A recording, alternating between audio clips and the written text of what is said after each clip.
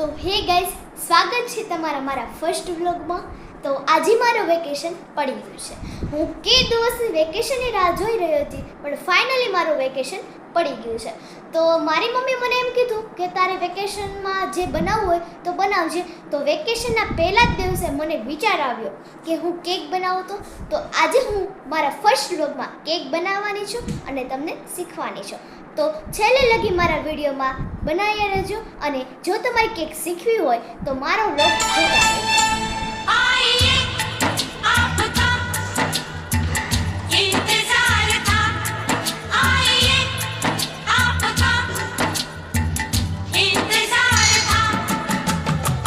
देर लगी आने में तुमको. તો તમે હમણાં જોયું કે ગેસના બાટલા આવવાની ખુશીમાં કેટલા રાજી થાય છે કે 5 ચાંદલા કરીને ચોખા પણ લગાવ્યા. જેના ઘરમાં ગેસના બાટલાની તાણ હોય ને એને ખબર છે કેમ ગેસના બાટલા આવે. તો હવે હું તમને કેક બનાવવાની બિસ્કિટથી લઈને ક્રીમ સુધી બધી જ પદ્ધતિ કહીશ. તો કેક બનાવવા માટે આપણે અહીંયા ઓરિયોના 2 બિસ્કિટ લઈ લીધા છે, ડેકોરેશન માટે સ્ટાર લીધા છે, અને ડેરી મિલ્ક લીધી છે, અને એક ઈનો લીધો છે, અને બિસ્કિટને ગ્રાઇન્ડ કરવા માટે આપણે અહીંયા મિક્સર લીધું છે. તો આપણે હવે ઓરિયોને પેકેટમાંથી કાઢી લઈશું.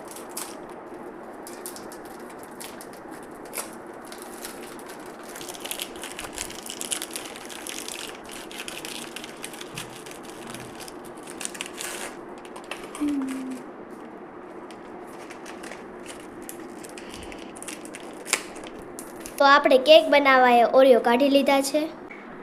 તો ગાઈસ, હવે આપણે ઓરિયોના કટકા કરીને મિક્સરમાં નાખશું.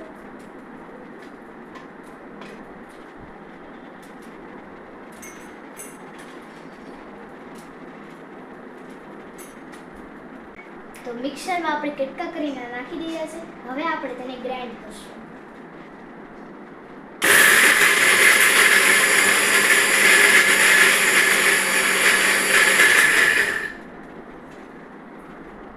તો મેં ક્યારે મિક્સર સ્ટાર્ટ જ નથી કર્યું. આ મારી પહેલી ટ્રાય છે. તો જોઈએ પહેલી ટ્રાયમાં કેવું થાય છે.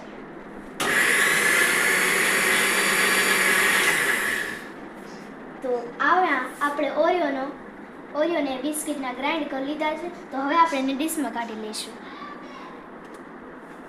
તો હવે આપણે બેટર તૈયાર કરવા અહીંયા દૂધ લઈ લીધું છે અને ઈનો લઈ લીધો છે. હવે આપણે દૂધને ત્યાં સુધી નાખશું જ્યાં સુધી બેટર તૈયાર ન થાય.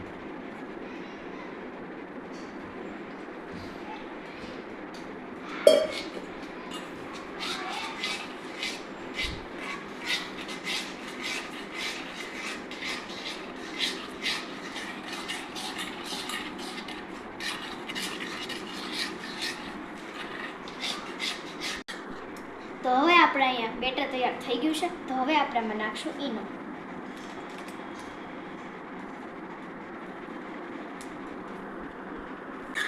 તો આપણું બેટર અહીંયા તૈયાર થઈ ગયું છે. તો આપણે એક તપેલી લીધી છે, કોઈ પણ તપેલી લઈ શકો છો. આમાં આપણે ઘી ચોપડીને તેની ઉપર બટર પેપર લગાડ્યું છે. હવે બેટરને આપણે આમાં નાખીશું. તો હવે આપણે આ બધું રેડી થઈ ગયું છે. તો હવે આપણે આને ગેસ ઉપર બાફવા મૂકીશું.